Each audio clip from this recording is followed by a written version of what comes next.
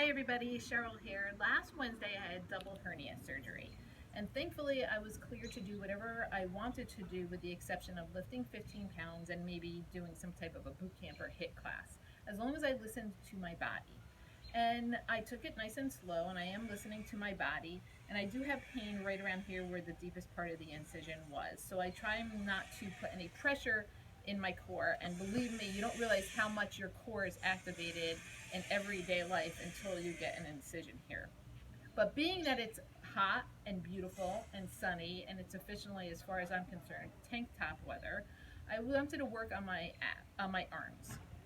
So I'm sitting on the balls, the stability ball, just to engage my core, but I won't be bracing it as much. I will be kind of actively working it at the same time as I'm working my arms. There's several types of training. Usually I go for strength training, but I do like to live a balanced life where I offset everything between strength and cardio, flexibility and toning. So when you do strength training, you usually use a lot heavier weights, and you do those concentric and eccentric movements. So shortening the muscles, lengthening the muscles. And then there's isometric training where you're just holding the muscles and you're keeping that resistance on the muscles the whole time. And there's also training where you use lighter weights, which is more of an endurance training for the muscles, where you're going much higher repetitions with the lighter weights. And it's a great balance for those of you who do strength training all the time. Your body plateaus, it gets used to a certain type of workout, and then just stays stagnant. It doesn't improve, it doesn't change. Your body kind of needs that stimulant, that change to say, hey, what's going on? And then you see more results. So this is a perfect opportunity for all my friends that only do strength training to try to go on the lighter weights and see what it's like to do endurance training. And for those of you who don't use weights at all, you could always just use your body weight. But this is also a perfect opportunity for you to maybe pick up 1 pound, 3 pounds, 5 pounds, and see what the difference is. Now, I was doing these workouts for my upper body pre-surgery when I was riding the bike, because there wasn't a lot that I could do. And anytime that you use overhead movements, it adds 20% more perceived exertion. So that was helping me get my cardio up without the pounding and the stress on my hernias. So let's start off with light weights or no weights. And again, it's Tuesday, so why don't you try it Tuesday? Either go down with the light weights and see how it feels, or go up with the heavy weights and see how it feels. I'm just going to show you the different things. I'm not going to stay with it because I don't actually have my watch on. But what I was doing was like a minute for each movement.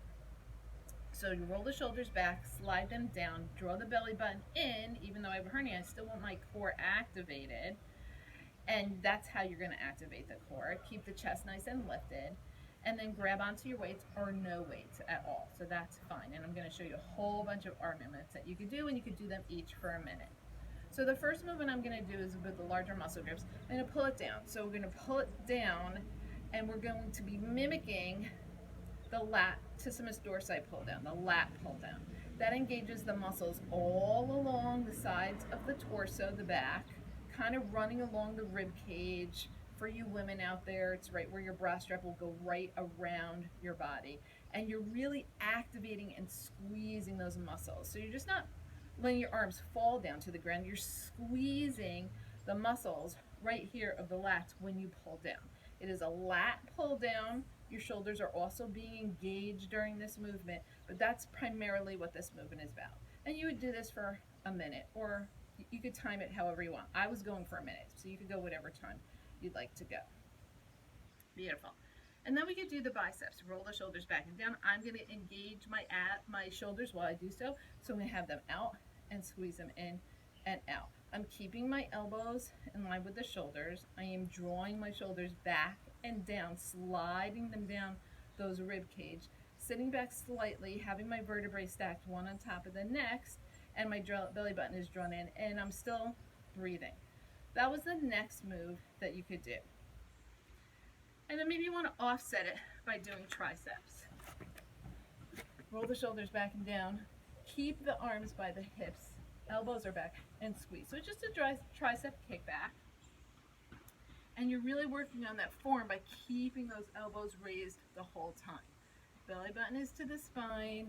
You bring the arms only up towards the hips, because once they pass the hips, you're working on those biceps. And this also gets the back of the shoulders, the rear deltoids at the same time. And you're squeezing every time you push away. And time it for as long as you'd like to go. Bringing it back to the front. We're going back to the shoulders. Well, the shoulders before, but lifting them up. So these are just nice small movements. And if you squeeze the shoulder blades back and look over to the sides and see that your elbows are nice and in line with the shoulders, don't arch your back, lift up through the chest, keep that length in that spine, and it's just nice small movements. So you are working the lats again, and just in a different method. It's almost like an isometric move, just moving slightly. And as long as you keep those shoulders rolled backwards and sliding them down, you're working the shoulders as well. Just another way to work those shoulders. And breathe. And you do that for as long as you'd like the timing to be for there. Roll the shoulders back and down. Another bicep move would be to have the arms facing out and then just squeeze in. So it's a little bit lower. You're on the angle. And again, roll the shoulders back and down. So you don't want them rolled in, rolling them back and down. And since we've been doing all these isometrics before, this move is going to seem a little bit harder than if you had started with this move. So a lot of the times it's all about the sequence of how you're doing the moves, because you are using lighter weights, but a lot of the times it's all about the sequence. And if you make sure that you don't touch your shoulders, so you keep that resistance on the bicep the whole time, then you're going to feel it too, because once you come here, you're just resting, so you kind of want to stop here. Extend and stop. And then we could go back to the triceps. Again, I'm going to go to the side, keep the shoulders lifted, and bring the arms back.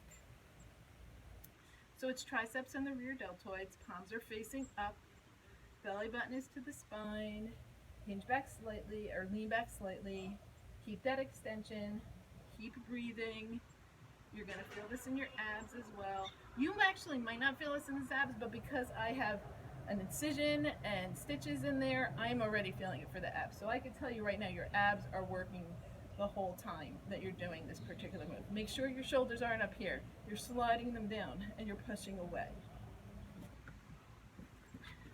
Now we could go back to shoulders again, lifting up, rolling them back, and then rotating back and forward. So it's just this nice rotation of the shoulders. And because it's in that, the shoulders can move in so many directions, it's perfect. You're keeping the elbows in line with the shoulders. Again, chest is lifted, crown of the head towards the sky, creating that length in that spine, and you're going for time here as well. And then you can kind of stop here. Let's go back to the biceps. Roll the shoulders back and down, hitting it at a different angle. Arms are out in front, and bring it in.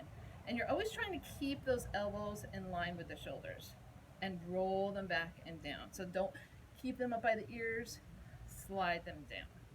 Elbows in line with the shoulders, different way to hit the biceps, and yes, the shoulders are engaged. So pretty much the shoulders are going to be engaged almost in every single move that we're doing here, which again works well because you're going to be wearing a tank top soon. So it's going to look awesome. Make sure to breathe while you do this. Nice. And we're going to release it. We're going to go back to those triceps. Roll the shoulders back and down. And this time palms are facing up and then rotating. So palms face up and rotate. Just hitting it at a different angle. Be mindful where the shoulders are. Again, you don't want them up here. You want to slide them down and back. And you're hitting those triceps at a different angle here. There's always different angles. Every slight movement, slight angle that you make just changes it up for the muscles. It's like a big surprise. You're like, whoop, what's going on? And then that's when you see the results happening. So you do that for time. Then we bring it back to center. Another shoulder move. Roll the shoulders back and down. Palms face up, thumbs face up. And there we go. It's a nice lateral raise. I'm doing this with my palms facing front and my thumbs facing up because one, if you have joint issue in your elbows, and this will be helpful for you, don't lock out your arms. And two, because I find that this also works with the shoulders as well. It keeps them nice and opened. And you would do this Again, for time, figure out how much time you'd like to use here. Beautiful. And bring it back down. And we're going to go a little bit for the biceps. The arms are going to be out this way, kind of on the bottom of a pyramid, and bring them in. So the shoulders are still working, and you're working the biceps, and you're squeezing, and chest is nice and lifted. And you would do this again. Pick your time, how long you'd love to do it for. And then we'll just go back to the triceps again. So bring it over here, roll the shoulders back down. This time we're doing pulses. Pulse, pulse. My palms are up. You could have your palms together. You could even do a different set with your palms together. So there's a lot, again, so much variety, so many options if you get bored doing this. Again, my palms are up. You might want to do a set. I'm not going to show you, but your palms are in, so you see that slight change, and you will feel the slight change. Make sure, again, your shoulders aren't by your ears. They're sliding down, and push away. And the more you keep them back there, the more you feel this on your rear deltoids and your triceps. You know, the closer you are here, you're not going to feel as much. Keeping it up here, that's where you really feel it. Bringing it back. Let's get back to shoulders. Roll the shoulders back and down. And how about we pulling it in? So you're keeping those elbows, again, in line with the shoulders. You're drawing back. You're squeezing those shoulder blades back behind you. Draw the belly button in. Lift for the crown of the head. So you're not rounding the back. You're not rounding the shoulders. And you're keeping everything long and lean. And squeeze. And make sure to breathe. So you're going to exhale here. And your arms are still working. And your shoulders. You're just fighting gravity is what you're doing here. Pick your time for this move. And we're going to lower it down. Nice.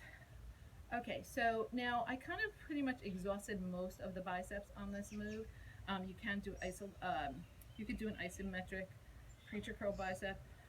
You'd need heavier weight. I don't really want to do that right now, so I'm just going to keep doing bicep moves. Shoulder moves. Roll the shoulder back and down, and twist. Twist with those elbows. Rolling the shoulder back and down, twist. Now that's not to say, you're not isolating your shoulders. So all these moves, all the muscles along the arms are assisting and working in some capacity. It's not like you're just isolating the shoulders. Make sure that the shoulders don't ride up to your ears. They're going to want to. Slide them down the back. Make sure to breathe. And then we're going to go back to the triceps and kind of the rear deltoids of the shoulders again. So I'm going to face sideways so you can see what I'm doing. And then I'll face frontwards. We're going to just draw circles. So bring it around. Drawing circles. Almost like, I guess, you're swimming through something. You're pushing through something. It's a nice shoulder roll. Adding the weights or not. Whichever way you want to do it. Make sure, I'll do it this way. Make sure you're not rounding. Make sure everything is lifted. Always creating that length in that space. Pushing it away. Rolling with the arms. And beautiful. Beautiful, beautiful, beautiful. All right, stop it here. And we're going to roll the shoulders back and down. Keep the arms up in guard. And then just kind of throw punches. Really try to make sure that your chest is lifted on this. If you kind of collapse in, your shoulders are really going to round. You're getting more of the front of the shoulders, the anterior deltoids, and contracting the front of the shoulders does tend to stretch out the back, which tends to give you more rounded shoulders. So that's why I'm saying keep everything lifted, lifted, lifted, and make sure you're breathing while you are going through the motions of this move. Nice. Lee done. Beautiful. Roll the shoulders back and down. And now, remember I was saying arms up. So watch. We could what I was doing on the bike was I was taking this thing. Now you could do straight up for a full minute, or you could break it down, maybe 20 seconds to the ceiling, and then 20 seconds going forward. And see how that feels for you. and then totally flipping it and pushing it backwards. So the thumbs are facing down and the pinkies are facing up, and you're pushing behind you. Always just hitting those shoulders at different angles, and make sure the shoulders don't ride up to the ears. They're gonna want to. Try not to let them. And release that. And then we could go back to a little bit more of the triceps. Roll the shoulders back and down. Lift up and then crisscross. You're just scissoring, crisscrossing. The key to the move is to really keep the arms as far away from the back and the butt as you can, keeping them lifted as high as you can to keep that resistance on the triceps and the rear deltoids, because the closer you get and the more you slump, the less you're going to feel it. So keep that moving, back, back, back.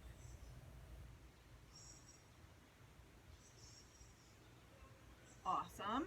And then we're coming back to the center, and we're going to just do a bunch more shoulders.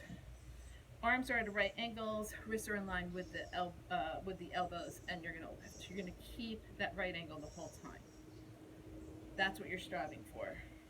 The elbows are underneath the shoulders, the wrists are in line with the elbows, the chest is lifted, the head, the crown is going towards the sky, the belly button is to the spine, and you're keeping that right angle the whole time, and you're making sure that the shoulders slide down the back. Again, maybe for a minute, whatever you like to do. And we're bringing it back, and we're going to combine the bicep with the shoulder. So bring it up, out, and bring it down. Up, out, and bring it down. So you're kind of forming a V for victory, and press it away and bring it down. So it's a little combo of biceps with shoulders. A nice little combo here. And breathe. Exhale. Nice. And push it. Beautiful. We're going back to the shoulders again. Roll the shoulders back and down. Thumbs are up, palms are in, and you're just opening and closing. Just like you're opening and closing a door, or opening and closing a book. Working on that rotator cuff. And sliding things down. Keeping things lifted. Always be mindful of the form that you're using. Beautiful. And make sure to breathe. Now you could switch this up for a minute and have the palms face up. So I keep talking about hitting your muscles at different angles. You just feel differently every time you kind of switch the angle, switch the hand position, switch the movement slightly. All makes a big change in how your body reacts. So before we were pulling things down, now we're pushing things up. So press up and pull down and press up. Now, you'll notice this is called an Arnold Press. Because my arms are in front, I'm going to round my shoulders a little bit more. So if you really want to work on not rounding your shoulders, you're going to keep the arms, elbow, shoulder level, and then press up and push down. It's reverse. We started before a pulling down. We were focusing on the pull. Before we were focusing on this pull. This time we're focusing on the push. And we're rolling the shoulders back and down, making sure they're not by the ears, pressing away, exhaling when we do lift. Beautiful. And again, you could do this for a minute, however much time you want to spend on each movement.